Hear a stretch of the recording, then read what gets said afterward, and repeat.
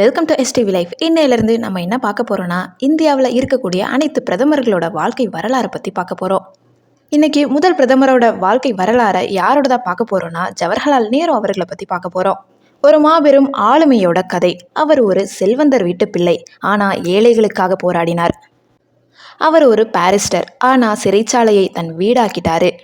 அவர்தான் நவீன இந்தியாவோட சிற்பி ஜவஹர்லால் நேரு. ஒரு சாதாரண மனிதர் எப்படி ஒரு தேசத்தோட முதல் பிரதமராக உயர்ந்தாரு, அவரோட வாழ்க்கையில் ஒளிஞ்சிருக்க சுவாரஸ்யமான தகவல்களை பற்றி பார்க்க போகிறோம். அதுக்கு முன்னாடி நம்மளோட சேனலை ஃபர்ஸ்ட் டைம் விசிட் பண்ணுறீங்கன்னா இந்த வீடியோக்கு ஒரு லைக் போட்டு மறக்காமல் சப்ஸ்கிரைப் பண்ணிக்கோங்க. வாங்க வீடியோக்குள்ளே போகலாம். 1889 வருஷம் நவம்பர் மாதம் 14ஆம் தேதி அலகாபாத்தில் இருக்கக்கூடிய ஆனந்த் பவன்கிற மாளிகையில் தான் நேரு அவர்கள் பிறக்கிறாரு. அவரோட அப்பா மோத்திலால் நேரு ஒரு மிகப்பெரிய வக்கீல். நேருவோட குடும்பம் காஷ்மீரி பண்டிதர்கள் வழிவந்தது. ஜவஹர் அப்படின்னா உருதுல வைரம்னு அர்த்தம். வீட்டிலேயே இவருக்கு ஹிந்தி, சமஸ்கிருதம்னு எல்லாமே சொல்லிக் கொடுக்கப்பட்டுச்சு. ஆனால் சின்ன வயசுல இருந்தே நேருவுக்கு மேலை நாட்டு நாகரிகம் மேலே ஒரு ஈர்ப்பு இருந்தது. ஏன்னா அவர் வளர்ந்த சூழல் அப்படி.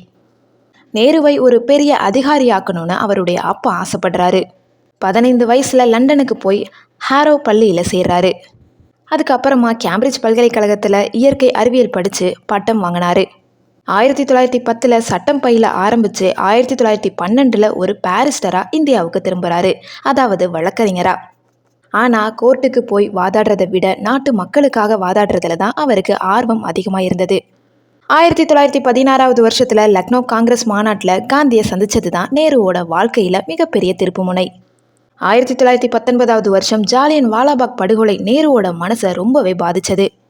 அது வரைக்கும் கோட் ஷூட் போட்டுட்டு இருந்த நேரு அவர்கள் எல்லாத்தையும் தூக்கி போட்டுட்டு கதர் ஆடைக்கு மாறினாரு. காந்தியோட அகிம்சை வழியில தன்னை முழுசா அர்ப்பணிச்சுக்கிட்டாரு. சுதந்திர போராட்டத்துக்காக நேரு தன் வாழ்நாளில் 9 முறை சிறைக்கு போனாரு. மொத்தம் 3250 நாட்களுக்கு மேல சிறையிலேயே இருந்தாரு. ஆனா அங்கதான் அவரோட எழுத்து திறமை வெளிவந்துச்சு. சுயசரிதை, இந்தியாவின் கண்டுபிடிப்பு போன்ற உலக புகழ்பெற்ற புத்தகங்களை சிறையில தான் எழுதினாரு.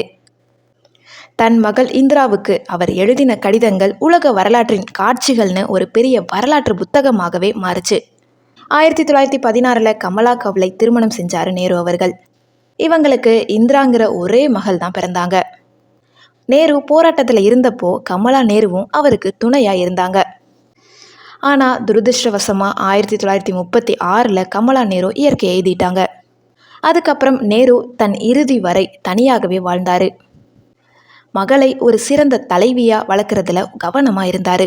1947 வருஷம் ஆகஸ்ட் மாதம் 15ஆம் தேதி நள்ளிரவு இந்தியா சுதந்திரம் அடைஞ்ச அந்த புனிதமான நேரத்தில் நேரு ஆற்றிய உரை இன்னைக்குமே உலக பிரபலம்.